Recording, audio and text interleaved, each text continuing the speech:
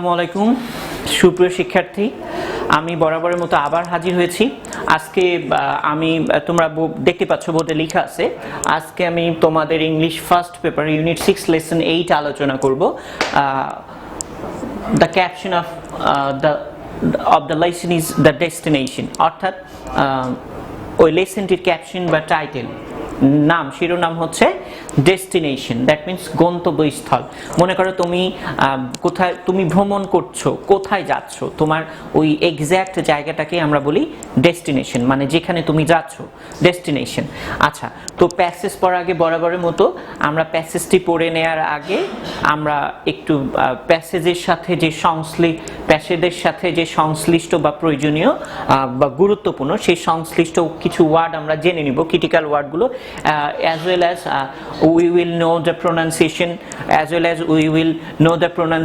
and parts of speech of the words, এবং আমরা এর সাথে parts of speech ওয়ার্ডগুলো, parts of speech এবং pronunciation জেনে নিব। আমি প্রায়ই বলে থাকি, it's not enough to learn English or speak English। আবার বলতেছি, it's not enough to speak English, this is not enough, it's most important to pronounce standard English pronunciation। আচ্ছা, তোমার সবচেয়ে গুরুত্বপূর্ণ যে বিষয়টি সেটি হচ্ছে যে তোমার উচ্চারণ অবশ্যই, মানে your pronunciation must be standard, অবশ্যই স্ট্যান্ডার্ড হতে হবে। দেখো, প্রথমে হচ্ছে fascinate, not fascinate, প্রথমে হচ্ছে fascinate, not fascinate। আচ্ছা, ফ্যাসিনেট মানে কি? ফ্যাসিনেট মানে হচ্ছে আকর্ষণ করা বা মুগ্ধ করা, ফ্যাসিনেট।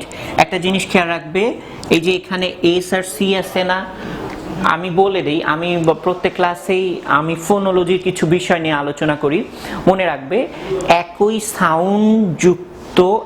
সাউন্ডযুক্ত লেটার যদি পাশাপাশি থাকে, দুটিকে একটি হিসেবে উচ্চারণ করতে হবে, ঠিক আছে? যেমন দেখো, এস সি, দেখো দুটি যখন তুমি উচ্চারণ করতেছো, এস এবং সি দুটিরই কিন্তু কি হচ্ছে, সাউন্ড একই রকম আসছে, এস সি। তো এই দুইটি মিলে আমরা একটি উচ্চারণ করব, ফ্যাসিনেট মানে হচ্ছে আকর্ষণ করা বা মুগ্ধ করা। এরপরে দেখো, ফ্লোটিং, তোমরা ফ্লোটিংও বলতে পারো, কোনো সমস্যা নেই। ফ্লোটিং মানে হচ্ছে ভাসমান। আচ্ছা, এখন দেখো, এটি মূলত কি হিসেবে ব্যবহার হয়? এটি মূলত ভার্ব হিসেবে ব্যবহার হয়,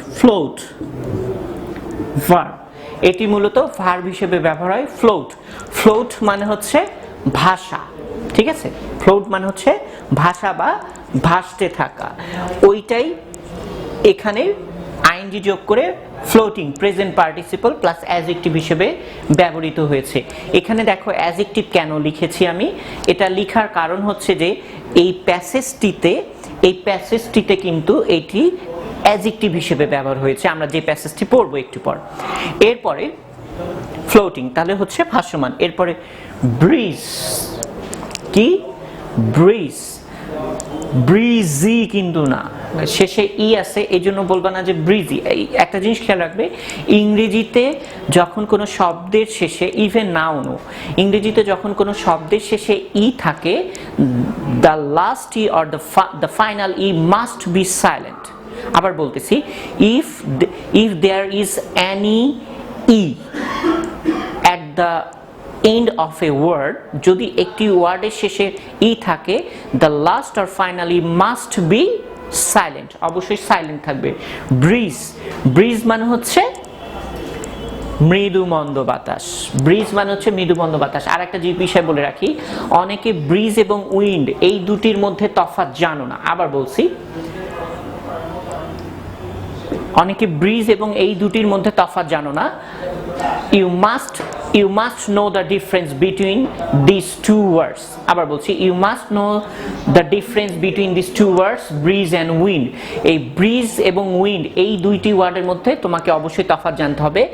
উইন্ড বলতে বোঝায় স্টর্মি ব্রিজ অর্থাৎ যেটা হচ্ছে তোমার স্টর্মি উইন্ড, যেটা ঝোড়ো বাতাস, যে বাতাসে মনে করো যে তোমার বাড়িঘর আপরুট হয়ে যাবে, অর্থাৎ বাড়িঘর অনেক সময় আমরা দেখি বাতাসে ঘরের টিন চালা সব উড়ে চলে গেছে, বিভিন্ন গাছপালা উপড়ে পড়ে গেছে, গাছপালা আপরুট হয়ে গেছে, ঠিক আছে।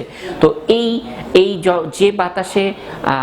যে বাতাসে তোমার ঘরের টিন চালা বিভিন্ন কিছু উড়ে যায়, তারপরে হচ্ছে গাছপালা উপড়ে যায়, এক কথায় ক্ষতি সাধন হয়, সেই বাতাস the devastating wind is called wind, অর্থাৎ যে ধ্বংসাত্মক যে বাতাস সেটাকে আমরা মূলত বলি উইন্ড।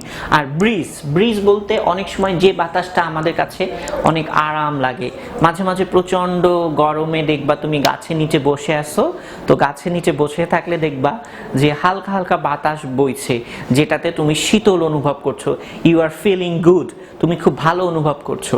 তো এই ধরনের বাতাসকে মূলত আমরা বলি ব্রিজ শব্দটা হচ্ছে নাউন।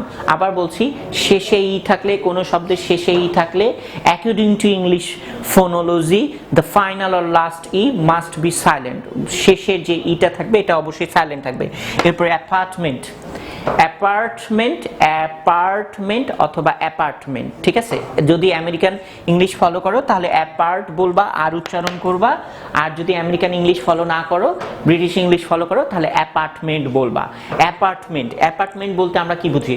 আচ্ছা দেখো, একটা জিনিস খেয়াল রাখবা যে all apartments are buildings but not all buildings are apartment। আবার বলছি যে all apartments are buildings but all buildings are not apartment। তার মানে অ্যাপার্টমেন্ট বলতে আমি যেটা বোঝাতে চাচ্ছি, an apartment is such type of building in which a family or a group of families live, ঠিক আছে। আবার বলছি, তাহলে কি বললাম? an apartment is one kind of building where or in which, আবার বলছি, an apartment is one kind of building where or in which a family or a group of families live, যেখানে কি করে? তাহলে অ্যাপার্টমেন্ট হচ্ছে এমন ধরনের building যেখানে হচ্ছে কোনো পরিবার বসবাস করে। তাহলে আমরা বুঝতে পারলাম সব অ্যাপার্টমেন্টটি বিল্ডিং, কিন্তু সব building, all buildings are not apartment, ঠিক আছে। আচ্ছা, তাহলে আমরা আমাদের প্রয়োজনীয় ওয়ার্ডগুলো জেনে নিলাম। এখন আমরা টেক্সটের দিকে শুরু করব। Let's begin the text. আচ্ছা, আমরা টেক্সটটা শুরু করি। দেখো বলছে মিতা লুকড অ্যারাউন্ড, বলছে মিতা কি করলো? চারপাশে দেখলো। এখানে আমরা একটা বিষয় জেনে রাখি, অনেক মজার, there is an interesting topic. এখানে একটা অনেক মজার একটা বিষয় রয়েছে। মজার বিষয়টা কি দেখো? অ্যারাউন্ড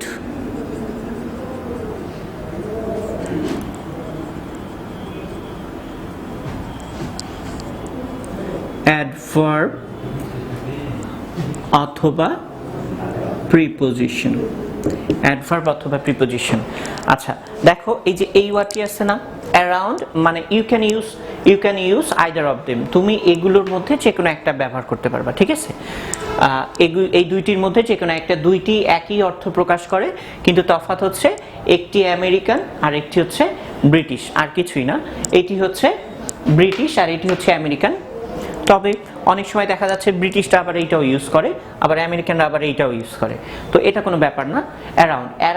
অ্যারাউন্ড শব্দটি দুইটি পার্টস অফ স্পিচ হিসেবে ব্যবহার হয়, অ্যাডভার্ব হিসেবে ব্যবহার হয়, আবার প্রিপোজিশন হিসেবেও ব্যবহার হয়। তবে in this text the word has been used as adverb.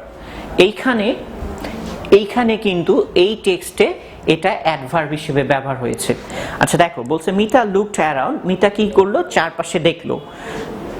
and saw a garden of trees and flowers, এবং সে গাছপালা এবং ফুলের একটা বাগান দেখতে পেল, যেটা কি করছে? তাকে ওয়েলকামিং হার, যেটা তাকে স্বাগত জানাচ্ছে। একটা জিনিস খেয়াল রাখবা, এখানে অনেক মজার একটা বিষয় রয়েছে। মজার বিষয়টা কি দেখো? আচ্ছা, গাছপালা এবং ফুল এগুলোর কি মানুষের মতো ক্ষমতা আছে ওয়েলকামিং করা? তোমাকে বলবে welcome to our house, welcome to our country, welcome to our area, ঠিক আছে, ওয়েলকাম টু আওয়ার সিটি। ভালো করে বোঝো, trees and flowers have no power to welcome you or to welcome anyone. গাছপালার কোনো ক্ষমতা নেই কোনো মানুষকে বা তোমাকে কি করার, স্বাগত জানানোর। তো এটা কিন্তু ওয়েলকাম করতে পারবে না, যে এরকম বলতে পারবে না যে welcome to our country, welcome to our city, welcome to our division, welcome to our area, welcome to our village. হ্যাঁ, এরকম কিন্তু বলতে পারবে না। তো বা অথবা বলতে পারবে না ওয়েলকাম টু আওয়ার গার্ডেন, এরকম কিন্তু বলতে পারবে না। কিন্তু এখানে কেন বলা হয়েছে, তোমরা যখন বড় হবে, যদি ইংরেজি নিয়ে কখনো পড়ার ইচ্ছা হয়, তো কিন্তু আশা করি তোমরা ইংরেজি নিয়ে পড়বে না, কারণ ইংরেজি অত ভালো সাবজেক্ট না, ইংরেজি নিয়ে পড়তে হয় না, তোমরা ডাক্তার, ইঞ্জিনিয়ার এরকম হবে। আচ্ছা, যাই হোক, তো যেটা বলতেছিলাম যে কি যেন বলতেছিলাম, আচ্ছা যাই হোক, ভুলে গেছি। তো তোমরা যখন ইংরেজিতে পড়বে, যদি পড়ো, যেটা বলতেছিলাম মনে পড়ছে, তো ওটা পড়ার সময় তোমাদের ইংরেজি সাহিত্য নিয়ে যারা পড়ে, কবিতা পড়তে হলে অনেকগুলো কিছু টার্ম, মানে পোয়েটিক টার্ম জানতে হয়। তার মধ্যে একটা হচ্ছে পার্সনিফিকেশন। দ্যাট মিনস যেটা আমরা বলি কোনো কিছুকে ব্যক্তির বৈশিষ্ট্য। যেমন তোমরা অনেকে অ্যানিমেশন মুভি দেখবা যে একটা চেয়ার টেবিল হাত পা যার কিছু নাই, সে মানুষের মতো কথা বলছে, এটাকে বলে পার্সনিফিকেশন করা। তো ঠিক তেমন এখানে আসলে জাস্ট পার্সনিফিকেশন করার একটা প্রচেষ্টা, যে এখানে ফুলগুলোকে মানুষের মতো বৈশিষ্ট্য দেওয়া হচ্ছে। এখানে লেখকের মনে হয়েছে যে ফুলগুলো কি করছে, মানুষের মতো মিতাকে স্বাগত জানাচ্ছে। এটা জাস্ট মানুষের সত্তা হিসেবে কল্পনা করা হয়েছে। এরপরে there was a small fountain. আচ্ছা, fountain, আচ্ছা, there was a small fountain at the middle of the garden. বলছে বাগানের মাঝে একটা বাগান, এই যে এরকম একটা বাগান আছে, বাগানের একদম মাঝখানে, at the middle of the, এরকম একটা বাগান আছে, বাগানের এইরকম মাঝখানে একটা কি আছে, small fountain, মানে ছোট একটা ঝর্ণা রয়েছে। এরপরে বলছে bringing in cool breeze, যেটা কি করছে, মৃদুমন্দ বাতাস উৎপন্ন করছে। আচ্ছা দেখো, bring in, এখানে দেখো ইটালিক ফর্মে লেখা আছে,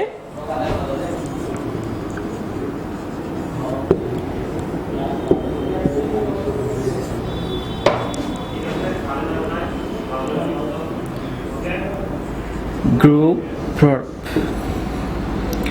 আচ্ছা দেখো, bring in এটি একটি ফ্রেজ। bring in এটাকে আমরা ফ্রেজও বলতে পারি,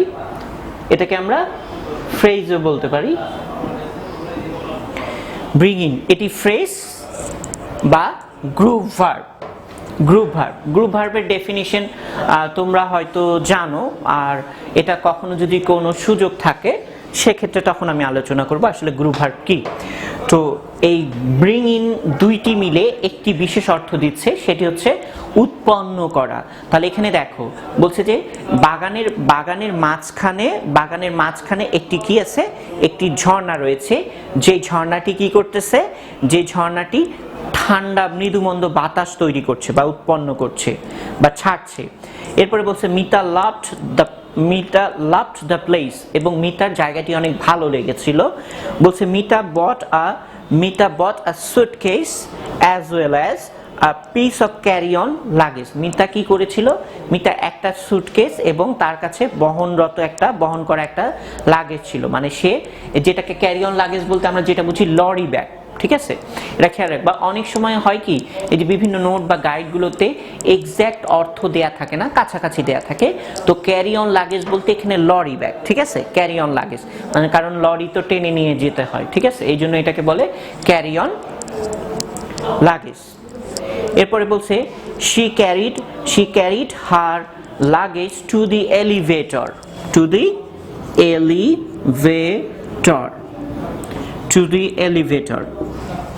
এলিভেটর মানে হচ্ছে এলিভেটর মানে হচ্ছে যেটাকে আমরা লিফট বলি, ঠিক আছে, এলিভেটর সমার্থক শব্দ।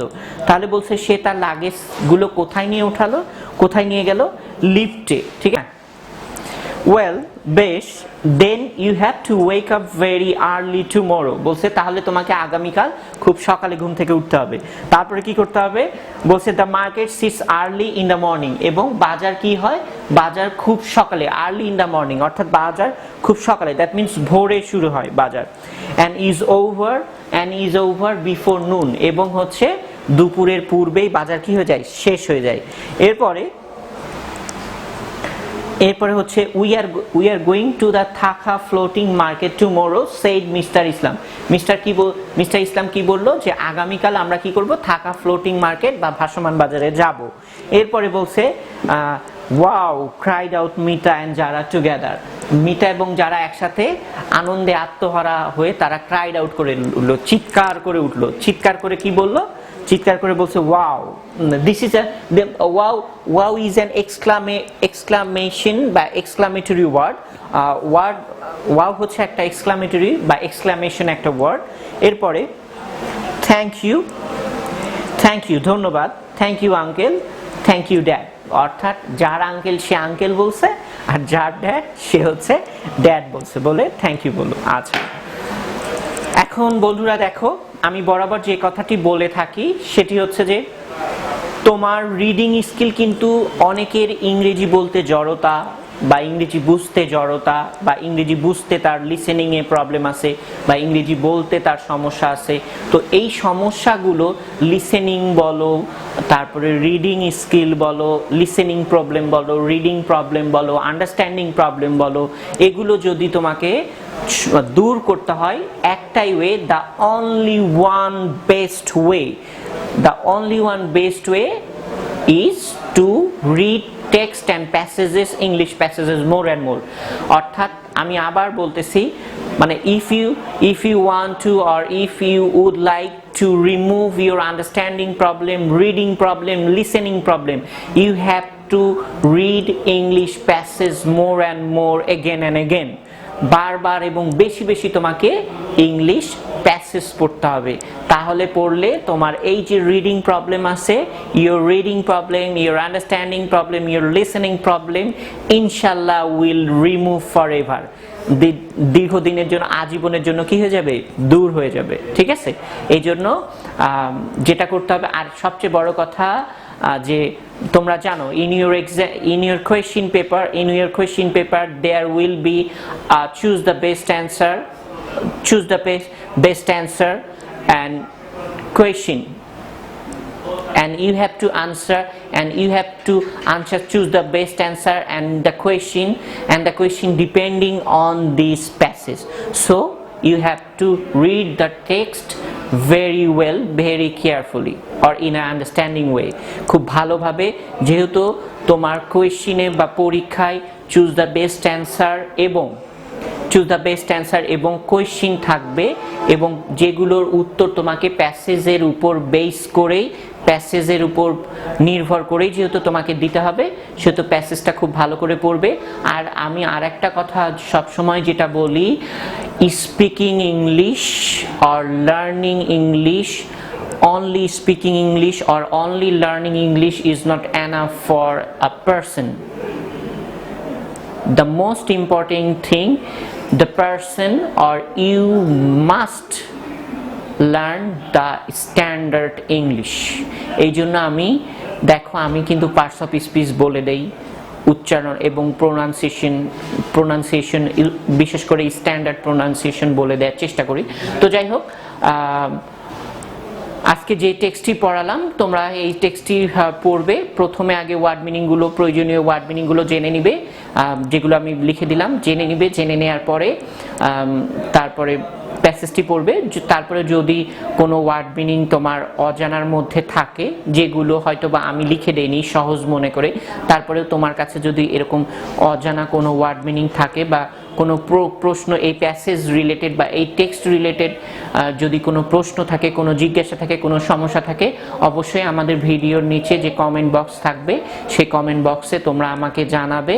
আমি ইনশাল্লাহ আমার সাধ্যমতো আল্লাহ আমাকে যতটুকু সামর্থ্য দিয়েছে আমি সেগুলো সমাধান দেওয়ার চেষ্টা করব। তো সবাই ভালো থাকবে, সুস্থ থাকবে, আর ঠিকমতো পড়াশোনা করবে এবং আশেপাশের পরিবেশ পরিষ্কার পরিচ্ছন্ন রাখবে, কারণ এখন করোনা সংকটের পাশাপাশি ডেঙ্গু সংকটও। এই জন্য তোমার আশপাশ, আর বর্ষাকাল এডিস মশার রোগ ছড়ানোর একটা উপযুক্ত সময়, এই জন্য বাড়ির আশেপাশে সবসময় পরিষ্কার পরিচ্ছন্ন রাখবে এবং সবাই ভালো থাকবে, সুস্থ থাকবে, ঠিকমতো পড়াশোনা করবে, নিজের স্বাস্থ্যের যত্ন নেবে। আল্লাহ হাফেজ।